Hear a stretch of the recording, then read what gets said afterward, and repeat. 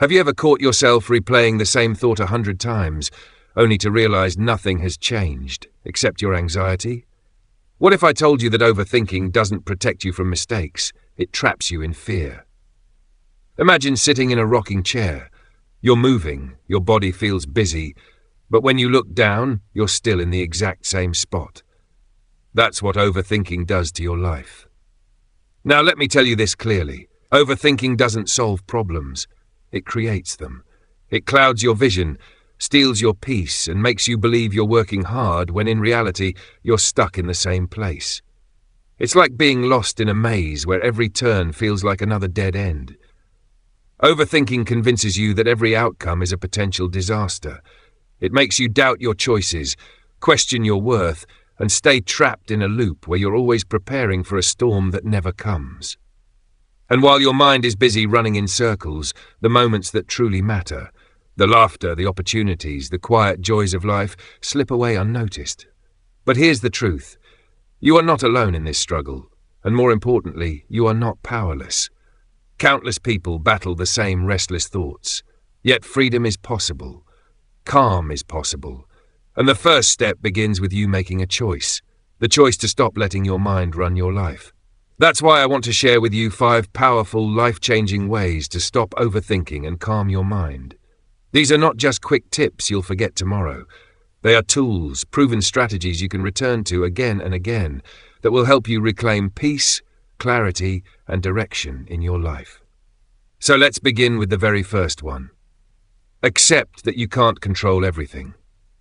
We just uncovered the first truth. You can't control everything. And when you release that need for control, something powerful begins to shift inside you. Overthinking so often begins with fear. The fear of making the wrong choice, the fear of being judged, or the fear of failing. To protect ourselves, we fall into the trap of rehearsing every possibility. We replay conversations over and over. We try to predict every outcome, as if enough thinking could guarantee certainty. But here's the reality. No matter how much you analyze, you cannot control life. Control is, in many ways, an illusion. The weather will change, whether you worry about it or not. People will respond in ways you could never anticipate. Circumstances will surprise you, sometimes in ways you never imagined. And when you finally embrace this truth, that uncertainty is part of life, you stop fighting against reality and begin to flow with it instead. Here's a simple but powerful exercise. Take a piece of paper and draw a circle. Inside that circle, write down what you can control, your actions, your choices, your responses, your effort. Outside the circle, list what you cannot control, the opinions of others, the passage of time, the unexpected turns of life. Then, the next time worry rises up and your thoughts start spiraling, pause and ask yourself, is this within my circle of control? If the answer is no, let it go. This brings us naturally to the second step. Practice mindfulness. Be where your feet are. Instead of letting your mind race into the past or leap into the future, anchor yourself in the present moment. Because the only place you truly have power, the only place you can actually live, is right here, right now. Overthinking always pulls you away from the moment that truly matters. It drags you into the endless what-ifs of the future or chains you to the regrets of the past. But mindfulness, it anchors you. It brings you back to the present, the only place where peace and clarity actually live. Picture this with me. You're sitting in a quiet park. The sunlight warms your skin, the breeze gently brushes through your hair, and birds are singing in the trees above you. Everything around you is calm and beautiful. Yet your mind is elsewhere, caught in the replay of an argument from 3 days ago. That moment is gone, but your body doesn't know it. Your heart races, your muscles tighten, your breath shortens. You are reliving stress as if it's unfolding right now. That right there is the cruel trap of overthinking. The way out begins with grounding yourself. Try this simple practice. Focus on your breath, slow, steady, deliberate. Then notice 5 things you can see around you, 4 things you can touch, 3 sounds you can hear. This anchors your senses in reality. It gently reminds your brain, I am here, I am safe, I am present. You can also practice mindfulness in motion. Try meditation, or go for a mindful walk where you notice the rhythm of your steps and the feel of the earth beneath your feet. Even 2 minutes a day of this awareness can begin to rewire your brain, slowly shifting you out of the cycle of overthinking and into a state of calm presence. And now, step 3. Limit your mental input. Think of your mind as a sponge. It absorbs everything you expose it to. If you're constantly soaking in negative news, comparing yourself endlessly on social media, or scrolling through stories of fear and failure, your thoughts will naturally reflect that same clutter. This isn't about ignoring reality. It's about choosing with intention what you allow into your mental space. After all, you wouldn't feed your body junk food all day and expect to feel healthy. So why would you feed your mind negativity and expect to find peace? Just as your body needs a healthy diet, your mind also craves nourishing input. Think of it this way. If you keep feeding your thoughts with negativity, comparison, and noise, your inner world will become restless and heavy. But if you choose carefully, if you give your mind the right diet, it will thrive. So, what does a healthy mind diet look like? It means surrounding yourself with things that lift you up instead of dragging you down.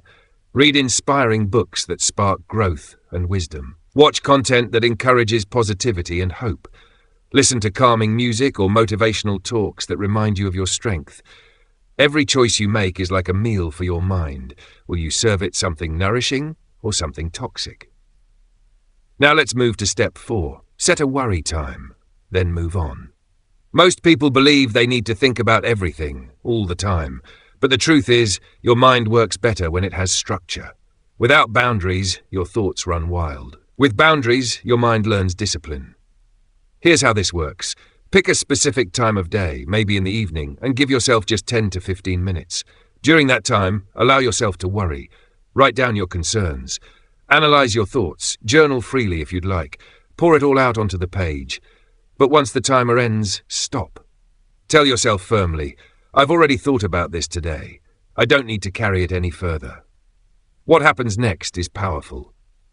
You begin teaching your brain that worry has limits, that it doesn't have permission to invade every moment of your day. Instead of being scattered with endless anxious thoughts, you give them a container, a place to exist, and then you move forward. And finally, step 5. Take action, even small steps. Because nothing silences loud, overwhelming thoughts faster than movement. Overthinking thrives on hesitation. The longer you sit still, the more your doubts multiply. The more your fears grow, and the more trapped you feel in your own head. You don't need to feel completely ready before you act. In fact, waiting to feel ready often means you'll never begin. What you need is momentum. Even the tiniest step forward can break the cycle. Try the simple 2-minute rule. If something will take you less than 2 minutes, do it immediately. Start the task, make the call, send the message. Each small action chips away at the power of overthinking. If something takes less than 2 minutes, do it now. Don't wait, don't overthink, just begin. These tiny actions may feel small, almost insignificant, but they are the sparks that build momentum, and momentum is powerful. Celebrate those small wins, because each one is proof that you are moving forward. Action builds confidence, and confidence silences the anxious mind. Think about it. How often has overthinking kept you stuck, paralyzed by endless what-ifs? But the moment you take even the smallest step, the noise quiets. You no longer feel powerless, because you've chosen movement over hesitation. And remember this, learning to calm your mind and stop overthinking isn't about forcing every thought to disappear. Thoughts will come. That's part of being human. What changes everything is your relationship to them. It's about noticing your thoughts, acknowledging them without judgment, and then gently choosing not to chase them down the endless rabbit hole of fear and doubt. Say it with me, I don't have to follow every thought. You can see them, accept them, and let them pass, like clouds drifting across the sky. That's how you reclaim peace. That's how you break free. So today, make a decision. Say no to overthinking. Say yes to clarity, yes to calm, and yes to living fully in the present moment.